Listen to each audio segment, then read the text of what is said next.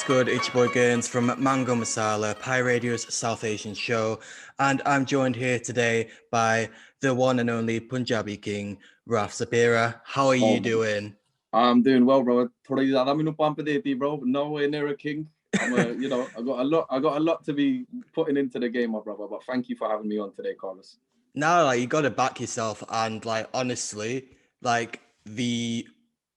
how far you've come in the amount of time that you've actually been doing music for real, because you only released your debut official single last November, right? Yeah. Mad. When you put it like that, yeah. It's I know in this day and age it sounds silly, but I'm a huge believer of prayers and blessings, and I have been very fortunate. Don't get me wrong, the hard work's been put in, whether that's in the video side of stuff, whether that's in the music side of stuff, doing the vocal practicing, making sure I do the R's. But along with that, man, it's just I feel there's a lot of luck and a lot of people's blessings and prayers, man. So I'm fortunate and I'm happy to be here. It's obviously, it's in the name, MILLI-1, but did you actually expect it to blow up like it has done?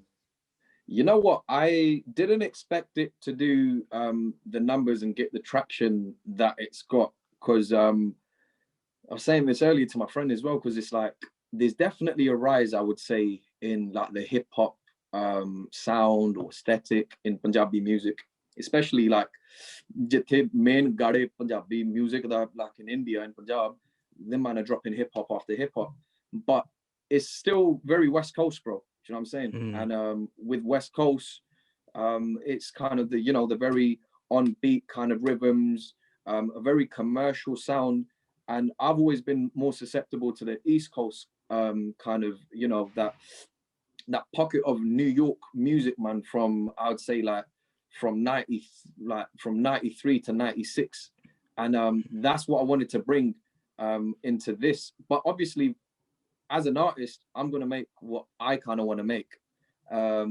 So I was really grateful that the label let me express what my sound and how I want to depict the Raf-Saperra brand. But I'll be honest, bro, I don't think you'll do that good, because it's just that boom bap, slow kind of beat. People like faster BPMs in this day and age, something they can dance to. But I wanted guys to have a bit of a listening song. You put this on and you rock your head to it, man. If you dance, you might do a little, gangsters don't dance, they boogie. So that's why you might do a little MILLI-1 step, but it's just a very London thing. It's very it's just big sound, but relaxed vibes. I noticed that towards the end of the video, you were doing a little bit of a bop to it. It wasn't any choreography or anything. It just seemed very natural, just moving along with it. Yeah, man. I said to Frenzy as well, was they bro, man's gonna put a little something in the video, and he was there yeah, it's a good idea, but we didn't really know what it was. And then on the day, whilst the camera guys in front of me, I was just there right, everyone just do this. And we just done a little, a little shoulder shimmy. But yeah, man, realistically, bro, the thing is, I just want, when you watch this, it's an audio visual experience. Whether that was my debut Galassi Rhythm, or whether that's MILLI-1, you should be able to watch this and just know, oh, that's what these brothers are on. This is their vibe. And I think so far so good. And thinking about what you're saying about just that's what they're on. Obviously, Galassi Rhythm was more of I think just more just turning up sort of thing, just celebration and that. So what's MILLI-1 about to you in comparison to that? It's in terms of the actual poetry for the song, I would say it's basically my stance in everything I've stepped into, bro. I haven't got no industry godfather. I don't belong to no rich family that's given me the bringing. All I've ever known is hustling, and I do it. I want to live it to the limit, but I want to love it a lot. So this goes out to all the hustlers out there that are putting in the shifts and making ends meet and making things happen. Because you know what, we've only got one life. And I'm gonna live that through the strength of my chest. I don't want to disrespect anyone. Doesn't mean you have to be a rude individual about it, but at the same time, as a man, I've got to go out and get mine. And that goes out to every man, woman, or whatever you identify yourself as. That is for you, man. You got one life, live it large. Sure. I suppose it's kind of like being unapologetic but not rude. Like, you know what I mean? It's like you can be Yeah, man. like, yeah, It's just like, it's like I'm out here, innit? It's like, with all due respect, but like I'm here still. So sure. peace. So what was it like working with Frenzy again? Because obviously you worked together in the past on Nag. So like what was it like coming back together again? Obviously he's been in the game for maybe a bit longer. So Mm. what was it like collaborating again and this time it being your own fresh music rather than taking on something that's done before and putting your own spin on it? Yeah, I mean, like since Nog, we had a huge kind of like demand, like on a yo, we want to see you guys together again. We want to see you guys together again. And we was kind of doing little things like we done Capital Gains, which was in, respect to the farmer protest movement. And we were doing stuff, but that actual original product, I really enjoyed the process of making it because me and Frenzy have been, mates for a long time. But to actually put all that friendship stuff, over there, and now we're in studio, and like, how are we recording this? How do you want my vocal? I come from a visual directing background, so I know when you're directing, if this succeeds, if this fails, it's on the director's head.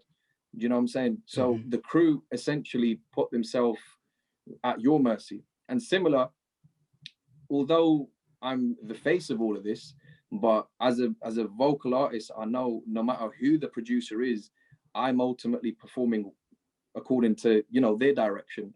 And that was something that I really enjoyed in putting this together. Being in studio, being there with the engineer, seeing how Frenzy's working and putting everything together. And yeah, man, I want more days like that, to be honest. Sure, yeah, so you can probably say that we will, maybe not in like the near future, but definitely in the future, expect like another collaboration, hopefully. Oh, 100%, 100%. Mhm.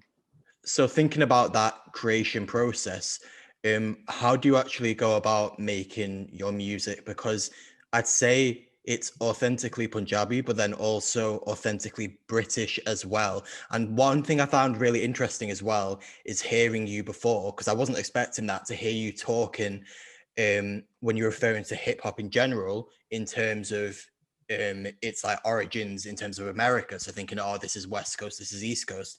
So I found that very interesting to hear you talking from that perspective, but then your music is both authentically Punjabi and British at the same time. So how do you go about actually making that, and how important is that to you? I think the main thing, I think with more releases, people will start obviously observing this, but Raf-Saperra is an audio visual project, and product rather, because I come from a film directing background. I know that although I'm coming as a vocalist onto the scene, like if you hear me, and I started off doing covers, um, and a lot of people thought that I weren't from UK. And then when I'm Mm, on Insta story, I'm chatting like in my London, South London manner. People they're like, "What? You're from the ends? Like I thought you was from like India. I thought you was from Punjab." So that's how it should be, man. If you're a Punjabi Desi artist, according to the kind of music I'm into, you need to be what I'm essentially trying to bring, that paired Desi Pendu vibe. But coming from the borough that I've been raised in, I have to be unapologetically British. And I think there is a huge youth subculture that is literally in the underground, that is at a boiling point, and I'm just a small part of that, man. And I mm, feel this is just going to explode. And as far as I'm concerned, I don't really know if there's any other desi acts in South London. But that's what I'm saying. It's like, if we're not dropping stuff, if we're not out here putting the material out there, how would I know? There's probably a bag of folk artists sitting in London, sitting over here, sitting there. So the main thing is repping the culture, repping the art, and just repping the streets, man. So when you're watching this, you're there like, you know what? I don't like his music, but you see what these guys are on, yeah, I'm on that too. This makes sense to me. And I mm. think I've had that response, whether it's the youth in UK, whether it's the youth in Canada, America.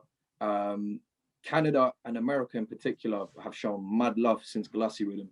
So there's definitely something there, man, that's going on with young South Asians, Punjabis. Even if you're not Punjabi, this is going on around the world right now, bro, and no one can deny that. And we'd be stupid to not act up on it. So, like, do you think, like, post-COVID, that might be something you might want to tap into, like, going visiting these areas where you have been shown love and, like, not only performing, but also, like, collaborating with people on the scene there? Because I know Canada, especially, like, I've spoken to a few, like, Punjabi friends of mine, and that they were been saying about how, like, Canada especially has, like, a really thriving scene, and you wouldn't think that, but it's there. And think as well, like, listening to the songs on the radio, like, I have noticed, like, when I look up the artists afterwards, oh, they're from Canada. So, like, do you think it would be nice to kind of go over there, like, see what they're about, possibly collaborate, that sort of thing after COVID? 100%, my bro. But like, even with my setup, like, as I mentioned, I haven't got no industry bringing. I've literally just come out here and I'm doing what I want to do. And I think the whole trajectory and the momentum for the Canada scene is these brothers just got up and said, well, if we ain't getting brought in, we're going to make our own scene. And respectfully so, and props to them, man. They done that, man. And it's like, that is a very prominent commercial and relevant, I would say, sound in the Punjabi scene right now, man.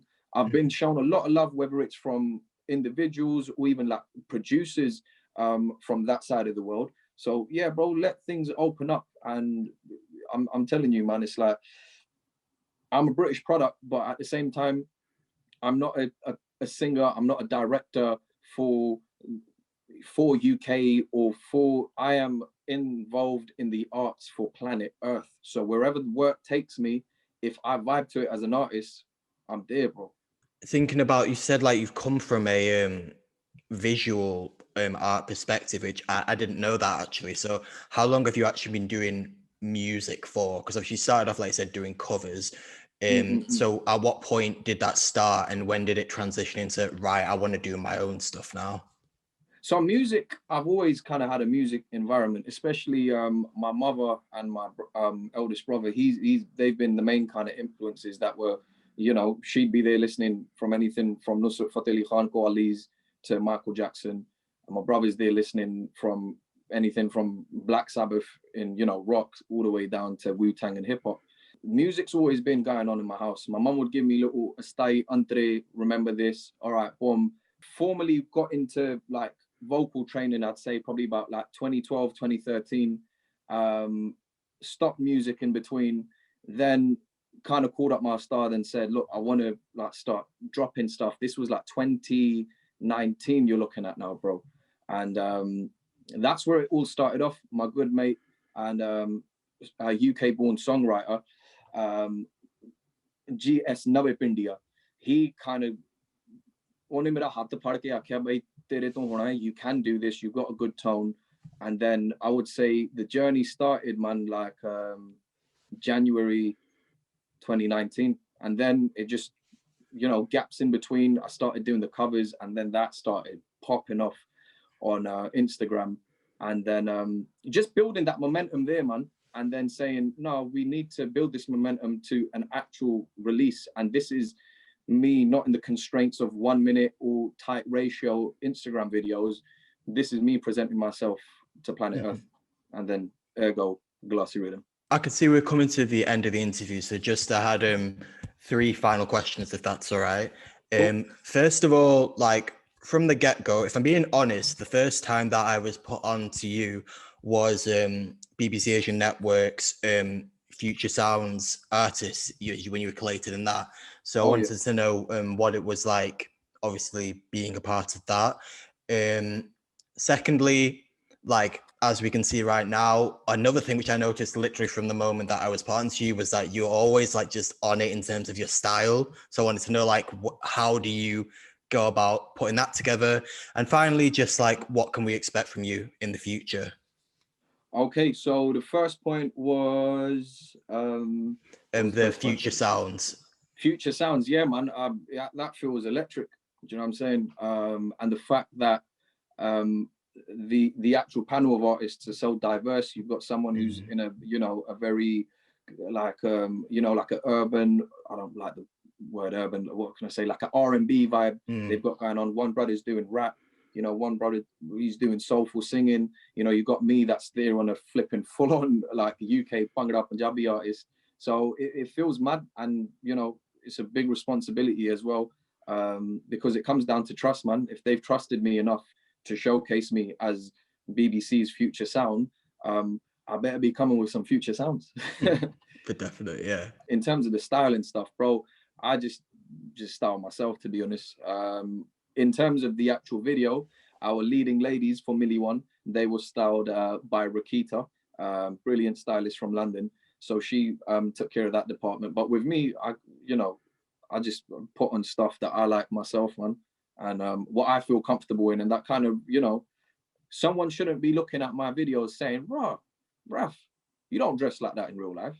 You know what I'm saying? Like, I've seen this at video shoots myself, and like, I see how artists dress, and then when they come in front of the camera, I'm like, bro, that's mad quirky.